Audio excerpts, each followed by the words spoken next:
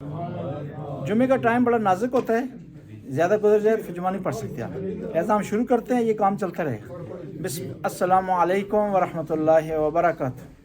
رب اشرح لی صدری ویسر لی امری واحلل عقدۃ من لسانی یفقہوا قولی۔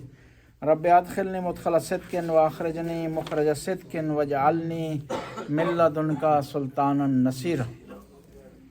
رمضان کا مہینہ اپنے آخری ایام میں داخل ہو رہا ہے۔ برکتوں، رحمتوں اور مغفرتوں کا مہینہ، فرصت کا مہینہ، چانس کا مہینہ، رحمت حاصل کرنے کا مہینہ، استغفار کرنے کا مہینہ، عبادت کرنے کا مہینہ، خدا کی بارگاہ میں عاجزی و انکساری کا مہینہ، حاصل کرنے کا مہینہ، تربیت کا مہینہ۔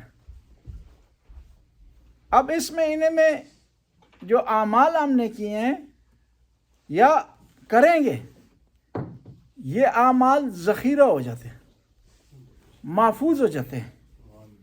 یومئذ یصدر الناس اشتاتا لیروا اعمالہم، کہ یاد کرو اس وقت کو جس دن لوگ گروہ کی صورت میں آئیں گے اور ان کو اعمال دکھائے جائیں گے، اعمال دکھائے جائیں۔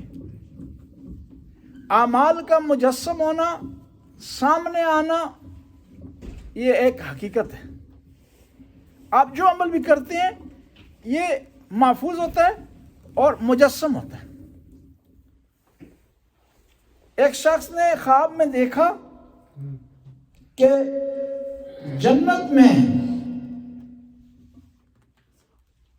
جو محل تعمیر ہو رہے ہیں، جو میووں کا انتظام ہو رہا ہے، جو نعمتوں کا انتظام ہو رہا ہے، اس میں رکاوٹ آ گئی سمجھانے کے لیے کہ وہاں جو مستری ہیں جنت میں وہ رک گئے۔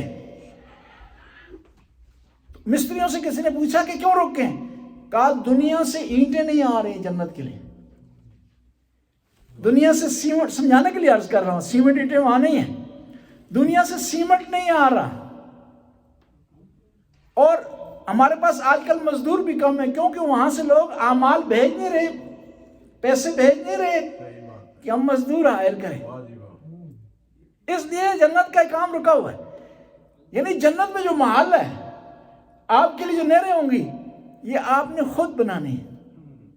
یہ کوئی آپ جب نماز پڑھ رہے ہوتے گویا ایک اینٹ لگا رہے ہوتے، آپ جب روزہ رکھ رہے ہوتے ہیں گویا آپ کے لیے وہاں پھلوں کا انتظام کر رہے ہوتے، آپ یتیم کے سر پر ہاتھ رکھ رہے ہوتے ہیں گویا آپ اپنے قریب گھر کو نبی کے گھر کے قریب لے جا رہے ہوتے ہیں۔ یعنی یہ آپ نے خود کرنا ہے، یہ آپ کے ہاتھوں میں ہے، آپ کے کنٹرول میں ہے، اس لیے اعمال دکھائی دیتے ہیں۔ اور برائی کے حوالے سے بھی ایسا ہے، ایک آدمی جرم کر رہا ہوتا ہے نا، وہ جرم نہیں کر رہا ہوتا، وہ اپنے لیے حوالات کا دروازہ کھول رہا ہوتا، وہ جرم نہیں کر رہا ہوتا، وہ اپنے آپ کو پولیس کے حوالے کر رہا ہوتا ہے۔ ایک آدمی گناہ کر رہا ہوتا ہے، وہ گناہ نہیں کر رہا بلکہ جہنم کا دروازہ اپنے لیے کھول رہا، گناہ نہیں کر رہا بلکہ جہنم کی آگ پر، آج کے الفاظ میں کہوں گا، تیل چھلک رہا ہے۔ جی وہاں تیل تو نہیں ہوگا، وہ آگ ہم نہیں پتہ کس قسم کی آگ ہوگی، کیونکہ ہمیں جو آگ سمجھ آتی ہے وہ تیل سے ہوتی ہے، ہمیں جو آگ سمجھ آتی ہے وہ لکڑیوں سے ہوتی ہے، ہمیں جو آگ سمجھ آتی ہے وہ پیٹرول سے ہوتی ہے۔ بس یہ جو اعمال ہم کہتے ہیں، یہ اعمال ہمیں دکھائی دیں گے۔ وَمَن يَعْمَلْ مِثْقَالَ ذَرَّةٍ خَيْرًا يَرَهُ، جو آدمی ذرا برابر بھی نیکی کرے گا، اچھائی کرے گا، وہ اس کو دیکھے گا وہاں پر۔ آپ پسند کیا کرتے ہیں کہ کس طرح دیکھیں، کس چیز کو دیکھیں؟ آپ پسند کرتے ہیں کہ اپنی اچھائی کو دیکھیں نا۔ انسان صبح سے شام تک 100 اچھائی کرتا ہے، 100 برائی کرتا ہے، ٹھیک ہے، لیکن وہ شام کو اگر نگاہ بھی دلائے تو اپنی اچھائیوں کو گنتا ہے، برائیوں کو نہیں گنتا، وہ ان کو جج نہیں کرتا، کیوں؟ پسند نہیں کرتا کہ وہ اپنی برائیوں کو دوبارہ دیکھے۔ مثال کے طور پر ایک رجسٹر آپ بنا لینا ایک مہینے کے لیے، اس میں اپنی اچھائیاں بھی لکھیں، برائیاں بھی لکھیں، ایک صفحے پر اچھائیاں لکھیں، ایک صفحے پر برائیاں لکھیں۔ آپ کو شام کو کہا جائے کہ آپ دیکھیں ان کو جو رجسٹر آپ نے لکھا ہے، ایک دن آپ کو کہا جائے تو آپ برائیوں کی سے چشم پوشی کریں گے، ان کو اگنور کریں گے، اچھائیوں کو دیکھنے کی کوشش کریں گے، اور اس کے مقابلے میں کسی اور کا رجسٹرڈ آپ کو لا کر دے دیا جائے کہ یہ محمد خان کا رجسٹر ہے جی، اس نے 1 مہینے میں کچھ اچھائیاں کی ہیں، کچھ برائیاں کی ہیں، آپ اس کو تھوڑا نگاہ دوڑائیں تو آپ اس کی برائیوں کو ڈھونڈیں گے، اس کو ڈھونڈیں گے، غیبت کتنے کی ہے جی، دکھلاوا اس نے کتنا کیا ہے جی، ٹھیک ہے جی، لوگوں پر ظلم اس نے کتنا کیا ہے جی، اس کو دیکھیں گے۔ حالانکہ اس طرح ہونا چاہیے، اپنی برائیوں کو دیکھیں، دوسروں کی اچھائیوں کو دیکھیں۔ اور شریعت میں بھی کہا جاتا ہے کہ وہ انسان گھاٹے میں ہے جو اپنے معاملات کو نہیں دیکھتا، دوسرے کے معاملات کو دیکھتا ہے۔ ہمیشہ قانون یہ بنائے تو کامیابی حاصل ہو جائے گی کہ اپنی برائیوں کو نوٹ کریں تاکہ ان کو ختم کرنے کی کوشش کریں، اور دوسروں کی اچھائیوں کو نوٹ کریں تاکہ ان سے پیار و محبت، آپ کے سلسلے پیار و محبت کے سلسلے سے بڑھیں۔ ایک صلوات پڑھیں بس۔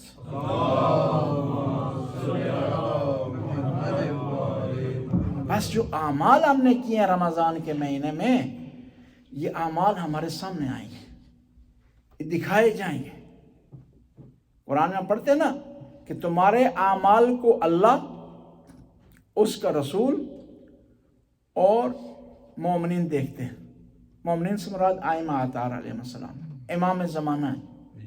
بس کوشش کریں کہ اعمال اس قسم کے ہوں کہ آپ کو شرمندگی نہ ہو، آپ کو پریشانی نہ ہو، آپ کو ٹینشن نہ ہو۔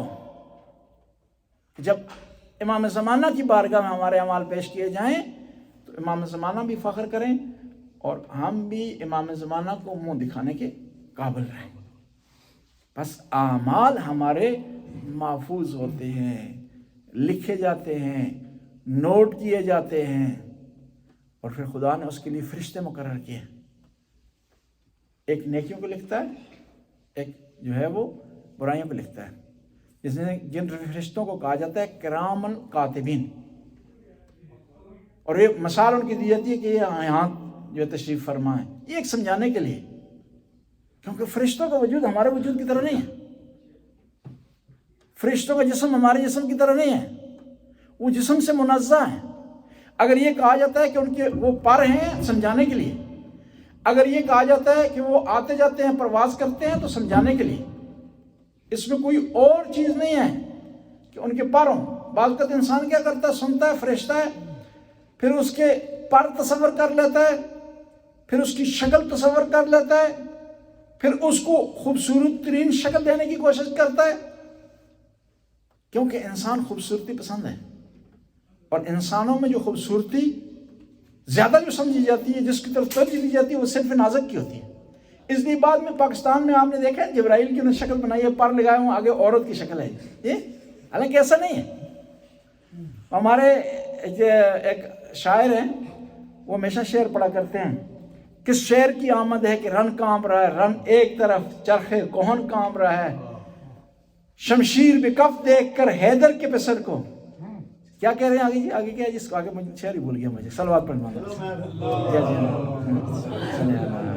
آپ کے سامنے آپ کا کس شعر کی آمد ہے کہ رن کانپ رہا ہے، کس شعر کی آمد ہے کہ رن کانپ رہا ہے، رن ایک طرف چرخے کوہن کانپ رہا ہے، رن ایک طرف چرخے کوہن کانپ رہا ہے، رستم کا بدن زیر کفن کانپ رہا ہے، شمشیر پکف دیکھ کر حیدر کے پسر کو جبریل بھی لرزتے ہیں سمیٹے ہوئے پروں کو۔ یہ سلوات حیدری جی جی ہمارا مقصود پر تھا یہاں پر نا، کہ بڑی پیاری تشبیہ دی انہوں نے، جبریل کی پر تھے اور اتنا دبا تھا غازی عباس کا کہ پر بھی انہوں نے سمیٹے ہیں، سمیٹ کر بھاگ گئے ہیں جی، نسوجیت ہوئی، ٹھیک ہے جی، کہ خطرہ آنے لگے۔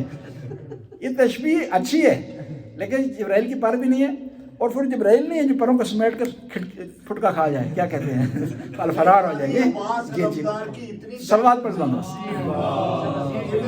وہ جس شاعر انڈیا کا ویل نون شاعر ہے جس نے پوٹے لکھے ہیں کہ غازی فرسٹ جنگ غازی عباس میں عرض کر رہا ہوں، صلوات پڑھیں جبریل بھی جو ہے وہ شادی خطبہ خطبے میں آپ کی ترجمانی کر رہا ہوں، صلوات پڑھیں۔ یہ عرض کرنے کا مقصد یہ تھا کہ فرشتے ان کے جسم نہیں ہیں، لیکن ایک تصور ہے، انسانی خیال ہے، اور فرشتے وہ فرشتہ نہیں ہے کہ جو گھبرا جائے.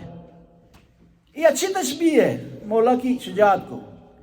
وہ جو ہے یہاں ہم بیان کرتے رہتے ہیں اس شعر کے حوالے سے. ویسے بھی تو ایک دفعہ ایک ایرانی وفد یہاں آیا ہوا تھا، تو کسی نے شعر پڑھا یہی والا، تو انہوں نے کہا کہ مجھے ترجمہ کریں نا. تو میں نے سارا ترجمہ پوری تاب و آب کے ساتھ ترجمہ کیا کہ جبرائیل جو ہے اپنے پروں کو سمیٹنے کے بعد جو ہے بھاگ گئے نا. تو وہ ہنسنے لگے ایرانی نا. اس کے بعد مجھے توجہ ہوئی کہ یہ شعر جذبات کے لحاظ سے، محبت کے لحاظ سے، پیار کے لحاظ سے، لگن کے لحاظ سے صحیح ہے، لیکن اسلامی جو تعلیمات ہیں ان کا عکاس نہیں ہے. صحیح؟ کیونکہ فرشتے کے پار بھی نہیں ہے، فرشتہ گھبراتا بھی نہیں ہے، اور پھر جبرائیل اگر آتا بھی ہے میدان جنگ میں مدد کرنے کے لیے جو ہے وہی بھاگ جائے تو پیچھے مسئلہ کیا رہے گا؟ صلوات پڑھنا. بسم اللہ، میں آپ کو بات بسم اللہ الرحمن الرحیم.